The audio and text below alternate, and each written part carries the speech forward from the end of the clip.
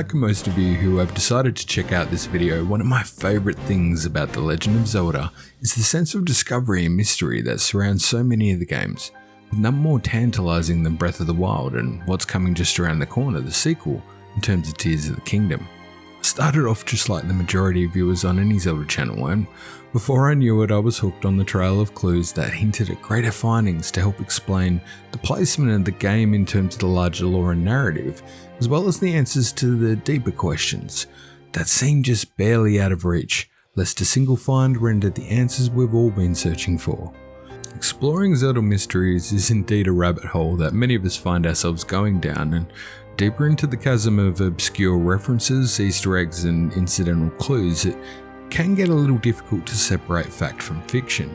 A great example of this is a discovery mentioned to me by my good friend Dan the Man. You see, Breath of the Wild features those lovable dogs, the ones we all want to pat and will totally riot if Tears of the Kingdom doesn't have this feature put in it. But what he did indicate to me, which I hadn't even realised, is that there's actually no cats in Hyrule and Breath of the Wild, which is quite bizarre, I suppose. But he went on to mention how they are, of course, in Twilight Princess, and by the by, in different titles we see different animals along the way, but what was really interesting for me was when he mentioned that in Wind Waker we have pigs, which is strange because in that particular game, in that timeline of course, we have Ganondorf, who does not transform into his typical Dark Beast Ganon pig-like alter ego. Now, coincidence? Well, that's the thing. Nintendo are renowned for leaving seemingly obscure clues in their games, with many secrets still being discovered to this day, and even more mysteries remaining unsolved.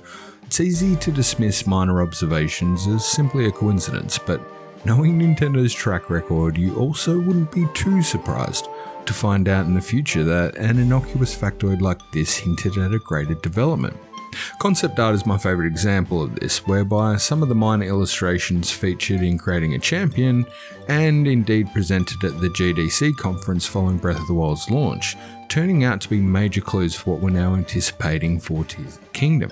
It's less about it being what I think is a fact unproven and will definitely come true, but more so about considering the hypotheticals that could make sense, with an explanation that warrants its place in a potential scenario that could be unlikely to happen, but definitely could be possible considering what we have to hand and different bits of information we find along the way. With all of that out the way, today's theory is far more on the speculative side of things, and dare I say it, the chances of this being a theory that will be supported by Nintendo someday are minuscule at best. That said, I wanted to cover this theory simply because the examination of the idea itself led me down an interesting thought process about how it could be possible. And in doing so, I found the connections and facts that could support it coming together to form a hypothetical scenario that, if I'm being honest, I think would be amazing if it came into play to any degree come May the 12th. I wanted to preface this approach so you're not under any disillusion, and to save anyone the need to get super upset in the comments if you think this theory is quote unquote reaching or unlikely to occur, because I totally agree with you. I will say though that after hearing me out, hopefully like me, you may still agree that whilst it's unlikely, you might also hope it could be something that could happen, because if it is even remotely close to being the case, for me anyway, Tears of the Kingdom just got a little bit more exciting than even I dared dream. So what's this all about? Well, put simply, I've had a bit of an ongoing obsession with the series and the number 7 and the concept of what I like to refer to as the hidden 8th. I won't bore you with the details, and you can certainly check out the aptly titled videos I've done on the channel if you want to know more. But needless to say, I find this trend of 7 obvious marks within the Breath of the Wild game in particular and the Zelda series, also having a related 8th occurring everywhere throughout the game. Examples just looking at Breath of the Wild include the Hyrule inhabitants or races that can be found, as well as the Hylia statues that can be found in the different towns as well. It's quite fascinating, and for me, the more I look into it, the more I seem to find. And one particular example that's always stuck with me is the Sheikah Eye Symbol, particularly this incarnation, as we see it applied and is synonymous with Breath of the Wild. Of particular interest for me is the addition of the circular pattern that adorns the iconic Teardrop eye, especially considering the suspicious feeling I get every time I consider how this version works in relation to this obsession the Sheikah seem to have with the constellations and stargazing we see throughout this title and will no doubt be impacting Tears of the Kingdom. I've never quite been able to put my finger on it, but I felt this alignment was there for a reason, and I've not been able to make the connections. I've tried looking at constellations prevalent in the game for any meaning, but nothing ever seems to quite come to fruition.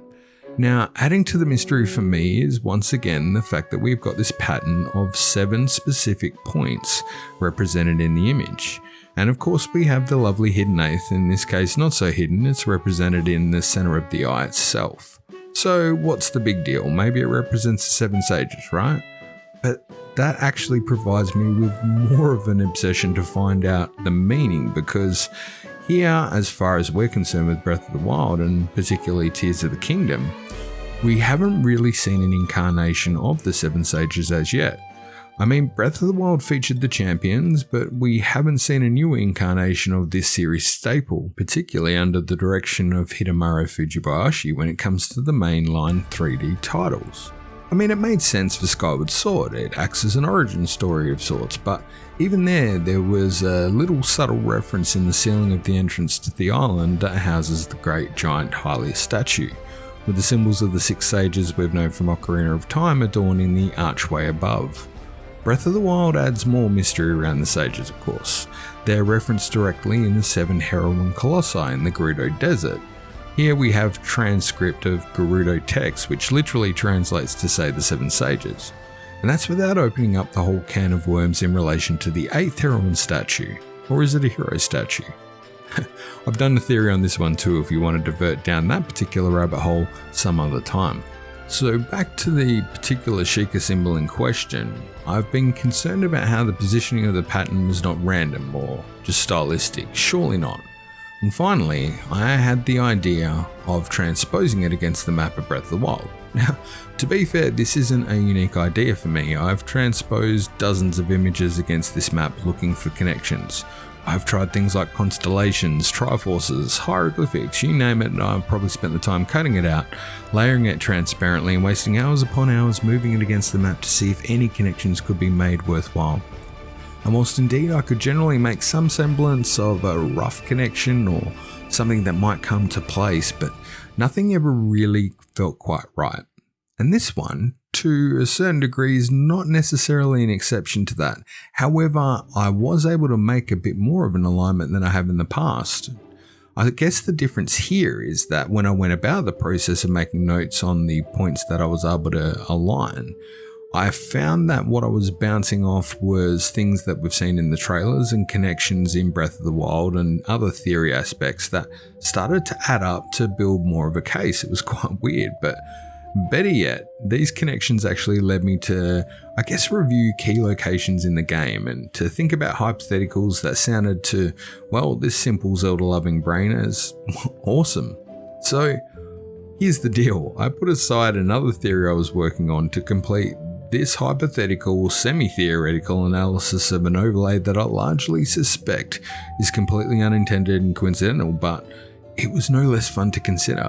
I mean, after all, isn't that what makes the best theories, the ones you kind of want to be true even if they most likely aren't? Well, maybe that's just me, but without further ado, let's explore the Sheikah Eye Hypothetical, a tinfoil hat theory that is most likely rubbish, but actually sounds plausible if you consider the myriad of coincidences at play. So leave your skepticism at the door and open up your imagination as we explore a theory I never thought I'd do, till I found myself seriously more excited about this than another theory I was working on. So let's start off with the basics. What you do is you take the Sheikah Eye symbol like so and make it slightly transparent and overlay it across the map of Breath of the Wild in an almost arbitrary fashion if you like. Got that? Excellent. Now you take a good hard look and realise that you're slightly crazy, nothing's really lining up, and once again you're probably wasting time for no good reason. But then you have a moment of inspiration where you channel your inner Yiga heretic and flip it upside down and suddenly presto, the image appears to kind of align with 7 destinations marked by the points, and the eye sitting in the middle of the map at a key location. Even better, the surround of the eyeball seems to almost follow reasonably close to the waterways that surround the palace. Don't get me wrong, I know it's a stretch, but this was the way it was looking at this particular point. Bizarrely, I even noticed that the iconic Teardrop seemed to well up right on the mark of the palace itself, and cross north with a slight overlap on other iconic locations from the game, ones we know are impacted in Breath of the Wild and Tears of the Kingdom. So, about this point you're probably getting ready to furiously comment about how this is rubbish and what a joke the video is, and unsubscribe and hit the dislike button, and all I can say is go ahead, I won't stop you. All the very best, and I'll just wait for a moment for you to be on your way so I can continue the video for people who share a sense of imagination and would like to consider this wacky hypothetical because it could just be fun. Excellent. Have they gone? I think so. Great. Well, let's get on with this, and why it becomes more interesting is once you put your tin hat on and check out each part on its own merit, things start to get really kind of strange. So let's start with the 7 points on the outside that align to key areas on the map, and as I mentioned before, we start by aligning the iris of the eye position on the map center. Now specifically here, the point of choice is the Sacred Ground Ruins. Funnily enough, the location of the first memory we find in game Breath of the Wild, which is dubbed Subdued Memory. This is where Link is chosen to be the appointed knight to Zelda, princess of the Hyrule royal family, but Zelda does her best to facilitate the fabled ceremony of legend, but as suggested by Daruk, of course, her own insecurities are laid bare in this moment.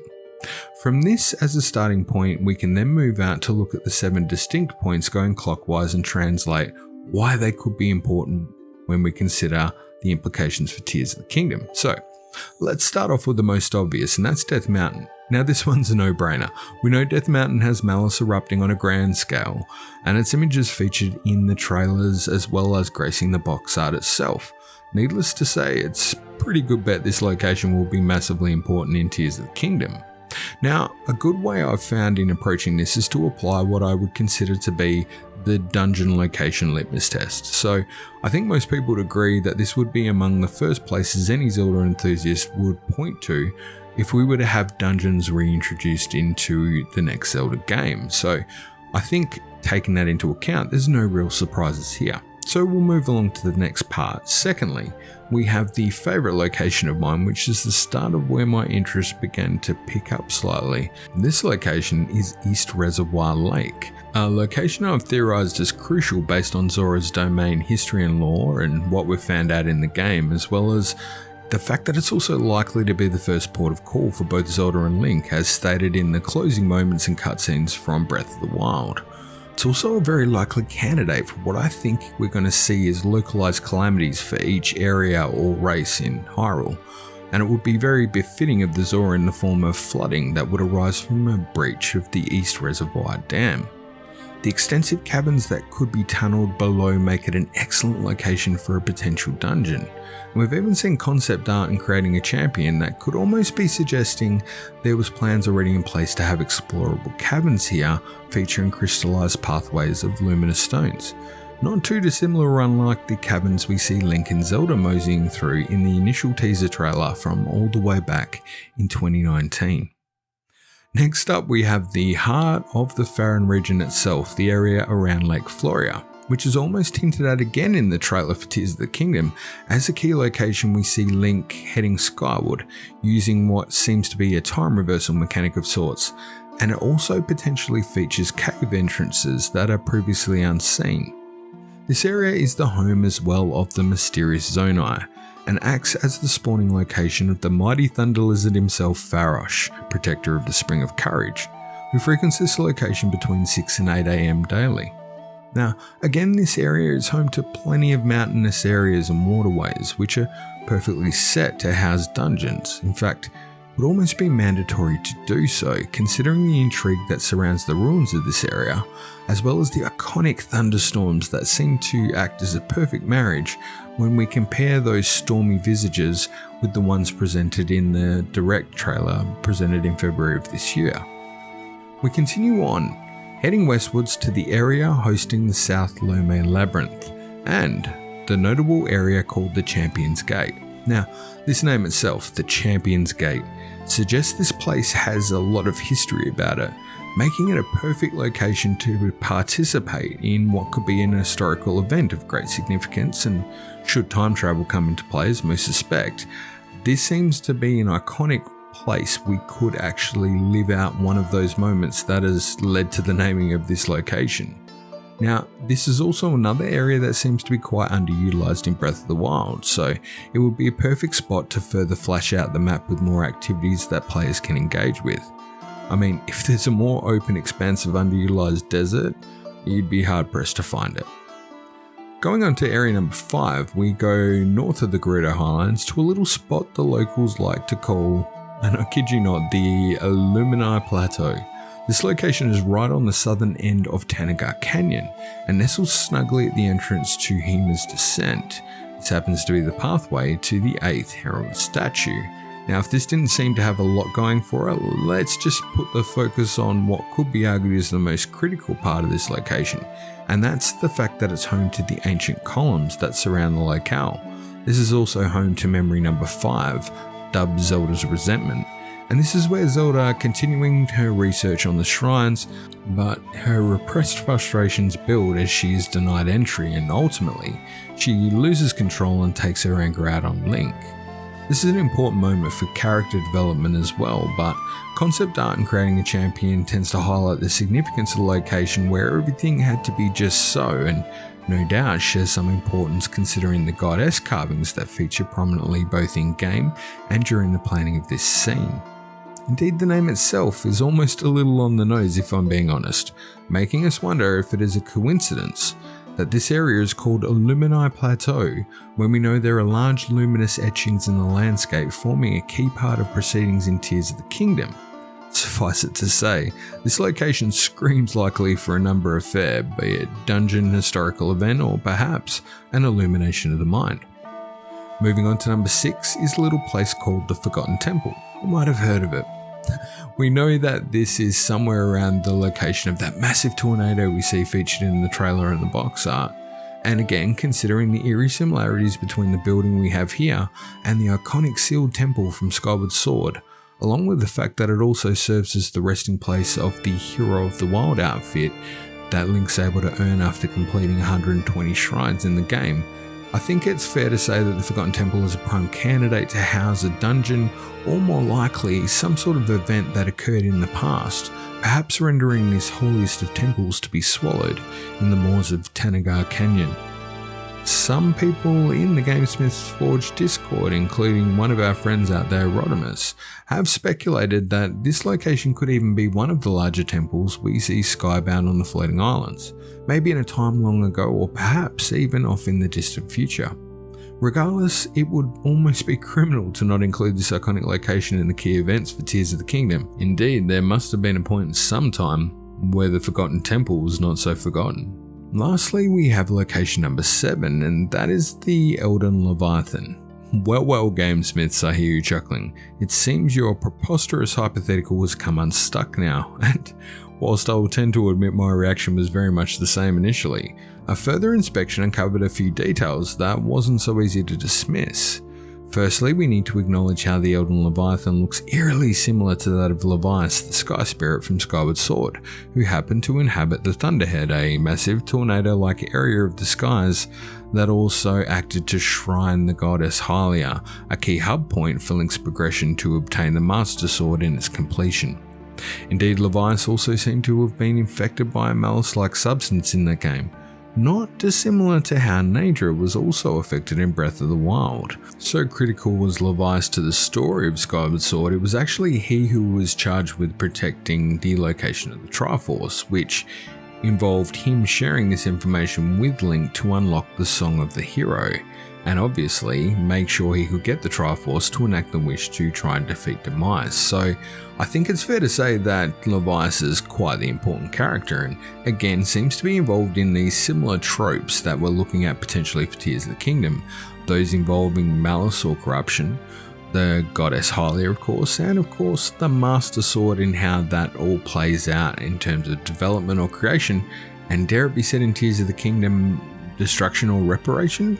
I'm not sure we know the answer to that yet, but Either way, the Triforce and large impassable tornadoes of doom dominating section of the skies all seem to point to these similarities, and perhaps one is even more notable than all of those combined, and that's the fact that when we look at this particular Leviathan in comparison to all three, it's the only location where no Sheikah Shrine can be found, which is odd.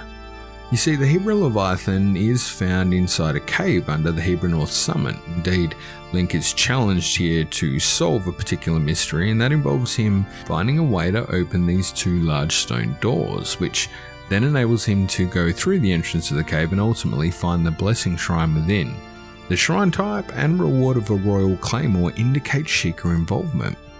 And if we were to go further than that and look at the second Leviathan that is found in the far southwest of the map, past another favourite location of mine, that being the Dragon's Exile, here we can see Link find yet another huge skeleton. This one is often likened to the appearance of the windfish, mainly due to the wing appendages which seem to form off the back of the giant.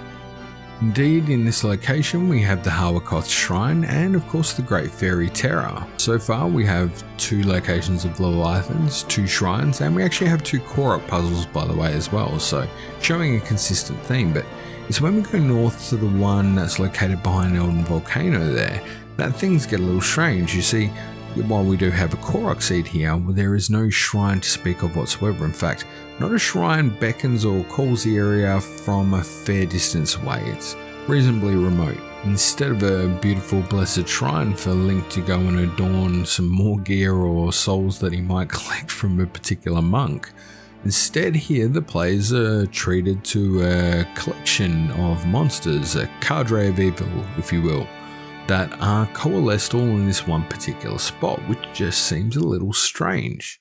Whilst this is purely speculative, of course, this area could also relate to an expansion of the map to the northern border perhaps, or maybe even the waterway's entrance or exit point to another area.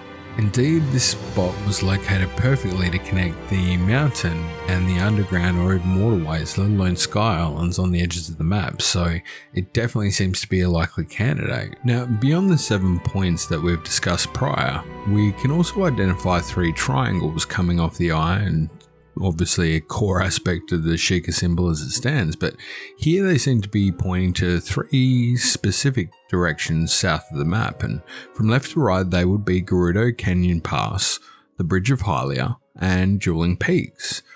Again, this would seem to be coincidental in nature, nothing to make of it I guess, but we do know that from the February Direct trailer that the Bridge of Hylia appears to be hosting and a reimagination of a classic enemy here. That's Gleok, the 3-headed dragon, seen here playing sentry duty on what appears to be the southernmost portion of the bridge.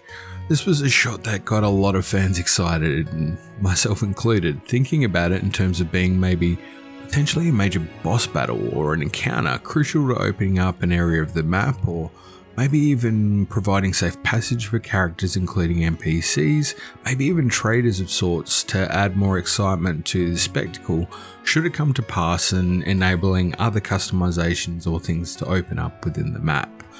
In another shot though, we could say that we're seeing literally one of the only glimpses to date of anything resembling the Gerudo area, and I think it's a fair call to suggest that this could indeed be the Gerudo Pass Canyon, what appears to be a very blocky, glitchy, large creature or machine creating chaos beneath the depths and raising massive sandstorms in an aggressive movement of some description. Now, could this be another classic enemy reimagined for a boss level encounter players must overcome? I could very much see a massive Moldurm type Moldarak, or could you even imagine a Stalord type enemy making a comeback here? Now, I know it's a little ways away from the Arbiter's ground, but the fact that the location exists at all in Breath of the Wild leaves me hoping we may see a return of this classic encounter. And so by now you might see where I'm going with here. The 3 locations being indicated by the triangles could actually be key parts of the map where typically we would normally have right of access or passageway that could actually be housing a major boss encounter that we get to try and take on during the game. And this leads me to the final triangle, which appears to be pointing to the Dueling Peaks. Now, this is a very interesting location because legends tell that it was once a whole mountain. Indeed, it was apparently cleaved in half due to the impact of a large dragon, which created this enormous gulf that exists by the time we play Breath of the Wild. Now, could you imagine if sections of the game involved that much speculated concept of time travel to either the distant past or maybe even the future to some degree? But surely if those things come into play, it's not unreasonable to think if we are going to the distant past that this location could house yet another spectacular boss level encounter. Indeed, this would now comprise 3 large level challenges that players would need to overcome on the map as part of their journey, and perhaps in a way it would help to open up safe passage or access for key locations such as Gerudo City, Lurelin Village, or even the townships out east such as Hateno Village and of course Kakariko Village as well. While we're speculating on the hope that this could possibly come to fruition, there is an enemy from Twilight Princess I would love to see here, and that would be Twilight Dragon Argarok. Could you imagine him showing his teeth in this particular arena? I could definitely see a vicious reinterpretation of this enemy ripping his way into this fight, taking huge chunks out of the mountainside in what could only be described as an epic battle to try and defeat Link. Imagine this encounter, and if we were actually there at a point in time where that mountain actually is split in twain due to the battle that you have with this massive dragon. I mean, that would be absolutely world shaking and epic. With this, it started to really click with me how this could be such an amazing opportunity in Tears of the Kingdom. This ability to be able to actually take part in some of these historical locations and live the stories of the myths that happened. As well as also introducing some of these key callbacks to past enemies and reinterpretations that have just come out so well in Breath of the Wild, whether it be the Lynels and what we're hopefully going to see come Tears of the Kingdom as well. So, we know from this trailer that definitely someone who a lot of people think might be Ganondorf is raising an almighty army to leave nothing alive, so it's not out of the realm of possibility that indeed this call to arms might contain some massive boss level encounters, and that will be really cool because we'll be able to mix up the challenges players face, as well as paying homage to greats of the past as well. So I thought that was pretty cool. Now, on the chance that this might actually come into play, what enemies could you see being called back into service for either the Gerudo Canyon Pass location or perhaps Dueling Peaks? Let me know in the comments. So we'll move along though. We also have the Eye itself, and I did mention that that was located around the sacred ground ruins in front of the castle town area. It makes sense. From the trailer there almost appears to be some sort of green swirl possibly around that area, but I'm definitely speculating on that. We do know, however, it's a central location to the game, the map, and so it just makes a lot of sense. And then of course we have the outline of the Eye itself, which aligns quite nicely, all things considered, with the waterways surrounding Castle Town and the palace itself. Moving from west to east, the outline follows Regencia River up past Karok Bridge, where it forms the northern end of Hyrule Castle Moat. Moving further clockwise, the waterway turns into Hylia River, and this arc forms part of another theory I've mentioned in the past. This is particularly relevant to the sources of ancient energy, which form a triangle when we connect the 3 locations that they're found in abundance. That would be, of course, the ancient furnace in the Akala region, the similar ancient furnace which is found down in Hateno there, and of course the final hotbed of ancient energy which is under the castle itself. Along the eastern border of this formation, we have East Reservoir Lake itself, a location we know contains underground passages due to the movement of Varuda in the cutscene where Link is able to free the Divine Beast from water by Ganon. In this video it begins here I talk about the likelihood of this location playing a major part in proceedings for Tears of the Kingdom, and I'll maintain the theory that I suspect this area will undergo a massive calamity of its own, likely in the form of a flood that breaks the huge dam, potentially opening up underground caverns, but also acting to change the playable topography or geography of that region for Tears of the Kingdom. Now, considering we can see a large tornado impacting the home of the Rito, in other words, wind impacting the aerial Rito, and malice spewing forth from Death Mountain, the home of the Gorons, it could be argued that when we hear the voice of the antagonist for Tears of the Kingdom commanding his army to eliminate not only the kingdom but the allies as well, that this assault will be one very specific and tailored to cause devastation to the inhabitants of races across Hyrule that have helped Link and Zelda in their efforts to defeat the Calamity, and that would definitely include the Zora. Ironically, the prediction I had then and maintain for now is that such a flood level event would then follow the passage of what I believe was the Malice Underground as well, where it would follow this water path of least resistance type flow and coalesce under the castle. It seems only fitting that the shape here seems to highlight the East Reservoir Lake, pointing out westward to the vulnerable land surrounding both the Zora and Rutella rivers. A flood level catastrophe could serve to hinder passage in that essence to both Kakariko Village and also impacting the pathway through Illuminae Promenade. Let alone the carnage it would be likely to ravage to the beautiful architecture of Zoras Domain, and indeed threatening the safety of everyone there, from King Dorephan to the beloved fan favourite Sidon. Lastly, we move to the Teardrop. Now, I appreciate that this one is not exactly in line and I'm drawing a very long bow, pun definitely intended, but it forms right at the point of the castle, a location we know for a fact is huge in Tears of the Kingdom. I mean, just considering the ferocious malice surge that lifts the very foundations into the sky. But if we continue from there and follow the Teardrop beyond the castle and the surrounding moat, it leads across the western path of the Lost Woods, ending around Typhlo Ruins, the mysterious location that's swallowed by darkness and remains one of the biggest mysteries for Breath of the Wild. Now, I've always really wondered about this location and how it could have this issue where it's totally dark, but if I was to extrapolate this and have a very, very, very speculative idea, it could be that if we are to see some sort of combination of worlds or realms, not unlike we've seen in, say, for example, A Link to the Past, with potentially having some sort of Dark World or Twilight Realm, for example, well, it would go a long way to help explain the variety of monsters we now have present in Hyrule. And indeed, Typhlo Ruins might actually serve to act as the gateway. Now, I know it sounds absolutely crazy, but thinking about this concept provided me with the only real explanation I could come up with so far as to why that particular area remains swathed in darkness during Breath of the Wild. Now, being fair, I'd assume such an alignment of realm traversal would likely occur in a different time period, so again, we're talking maybe far future, but probably more likely the very distant past, with Typhlo Ruins from Breath of the Wild's era acting as either a reminder of sorts or a foreshadowing of events from another time, and a place where things were far more menacing.